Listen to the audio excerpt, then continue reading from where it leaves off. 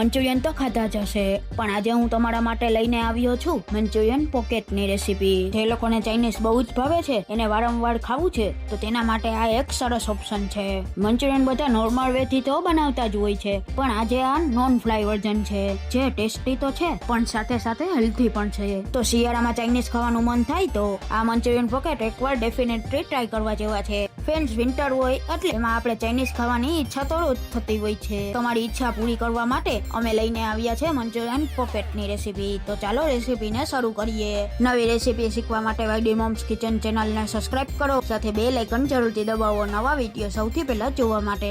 Manchurian pocket બનાવવા માટે મેં અહીંયા 1.5 કપ જેટલી ચોપ કરેલી કોબી, 1 કપ ચોપ કરેલી ડુંગળી, 1.5 કપ ચોપ કરેલું ગાજર અને 1 કપ ચોપ કરેલું કેપ્સિકમ લીધેલું છે. હવે બધા જ વેજીટેબલને એકદમ સારી રીતે મિક્સ કરી લઈએ. હવે મંચુરિયન ટિક્કીને ક્રિસ્પી બનાવવા માટે 1 કપ જેટલો કોર્નફ્લોર લીધેલો છે.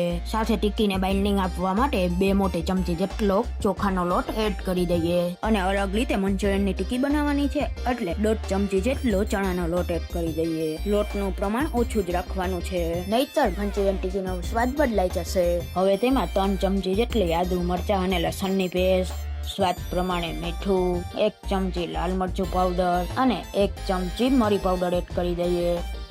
હવે બધી જ વસ્તુને એકદમ સારી રીતે મિક્સ કરી લઈએ.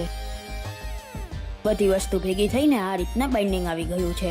જો આ સમયે તમારું મિશ્રણ થોડું પણ છૂટું લાગતું હોય કે પછી પાણીનો ભાગ હોય તો તમે 1 મોટી ચમચી જેટલો કોર્નફ્લોર એડ કરીને પરફેક્ટ કરી લેજો. હવે મિશ્રણને હાથમાં લઈને ટિક્કીનો શેપ આપી દઈએ. તો તમે જોઈ શકો છો પરફેક્ટ બાઇન્ડિંગ સાથે આપણે ટિક્કીનો શેપ આપી દીધો છે. તો આ રીતે આપણે બધી ટિક્કીને તૈયાર કરી લઈએ. હવે ટિક્કીને શેલો ફ્રાય કરવા માટે 2 મોટી ચમચી જેટલું તેલ એડ કરી દઈએ. અને તેલ ગરમ થાય એટલે તેમાં મંચુરિયન ટિક્કીને શેલો ફ્રાય કરવા માટે એડ કરી દઈએ. તો લગભગ 2 થી 3 મિનિટ જેવું થઈ ગયું છે અને એક બાજુથી ટિક્કીને જોઈએ તો એક બાજુથી ક્રિસ્પી થઈને ફ્રાય થઈ ગઈ છે.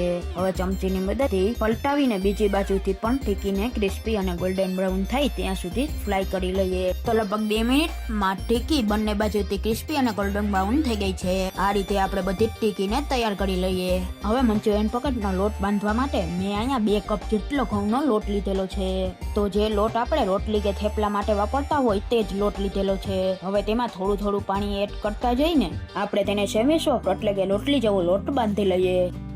તો મેં અહીંયા લોટને સારી રીતે બાંધી લીધેલો છે અને આ રીતનો લોટ તૈયાર કરવામાં મારે 3-4 ગ્લાસ જેટલું એટલે કે 1 ગ્લાસમાં પાણી થોડું વધેલું છે. હવે તેમાંથી શીટ બનાવવા માટે મીડિયમ સાઈઝનો લુવો લઈ લઈએ અને ગોળણાને કોળા લોટથી કોટ કરીને પાટલા ઉપર લઈ લઈએ અને વૈણની મદદથી થોડી મોટી અને થોડી જાડી રોટલીને વણી લઈએ.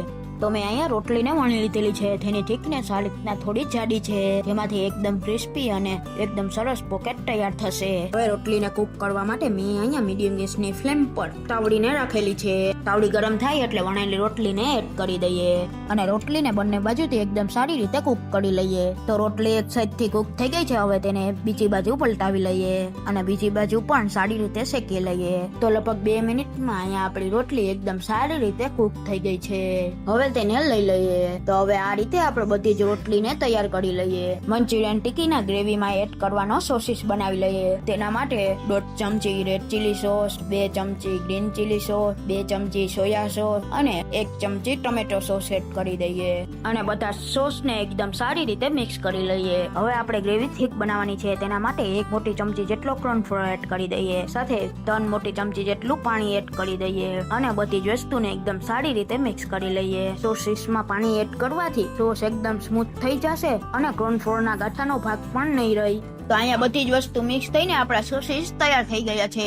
હવે ટિક્કી સાથે એકદમ ટેસ્ટી મંચુરિયન ગ્રેવી બનાવવા માટે પેનમાં 1 મોટી ચમચી તેલ એડ કરી દઈએ અને તેલ ગરમ થાય એટલે તેમાં 3 મોટી ચમચી જેટલું લસણ, 1 કપ લાંબી સાઈઝમાં કટ કરેલી ડુંગળી, 1 કપ લાંબી સાઈઝમાં કટ કરેલા ગાજર, સાથે લીલી ડુંગળીના સફેદ અને લીલા ભાગના ટુકડા, 1 કપ લાંબી સાઈઝમાં કેપ્સિકમ અને સાથે 1 કપ લાંબી સાઈઝમાં કટ કરેલી કોબીને પણ એડ કરી દઈએ. હવે બધી જ વસ્તુને એકદમ સારી રીતે મિક્સ કરી લઈએ અને સ્વાદ પ્રમાણે મીઠું અને 1/4 ટીસ્પૂન મરી પાવડર કરીને મિક્સ કરી લઈએ અને સારી રીતે શાકભાજીને સાતરી લઈએ. શાકભાજીને હાઈ ગેસની ફ્લેમ પર સાતરવાના છે, જેથી મંચુરિયન ટિક્કીમાં તેનો એકદમ સારો ક્રંચ આવે.